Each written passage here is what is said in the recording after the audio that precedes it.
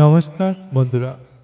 একদিন গোপাল ভাঁড়ের ভাইপো আর তার স্ত্রীর মধ্যে ভীষণ ঝগড়া শুরু হলো। ঝগড়ার শব্দ শুনে গোপাল ভাঁড় সেখানে গিয়ে বলল, কি হয়েছে, কি হয়েছে, এত ঝগড়া করছিস কেন তোমরা?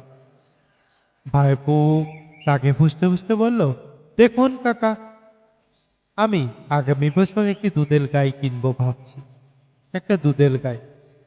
আর এই কথা শুনে আমার বউ বলছে কিনা সে নাকি সেই গায়ের দুধ দিয়ে পায়েস বানিয়ে বাপের বাড়ির সবাইকে খাওয়াবে। সেই গায়ের দুধ দিয়ে বাপের বাড়ির সবাইকে খাওয়াবে। এই কথা শুনে গোপাল হাত তুলে বলো, আস্তে আস্তে, একটু থামো থামো। সবাই চুপ হয়ে গেল। হঠাৎ গোপাল ভাঁড় রেগে গিয়ে বলল, আরে বদমাস, তোর বউয়ের পায়েস হবে পরে, কিন্তু আমার বাড়ির পিছনে যে শাকসবজির বাগান করেছি সেগুলিতে তোর গরু এসে সব খেয়ে ফেলবে। সেই কথা কি ভেবেছিস? সেই কথা শুনে সবাই হাসির আহ,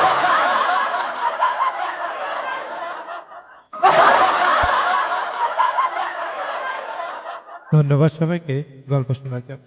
আমাদের চ্যানেলের পাশে থাকুন সবাই, এই ধরনের আরো মজার গল্প পেতে। সবাই খুব ভালো থাকবেন। পরবর্তী গল্পে আবার দেখা হবে।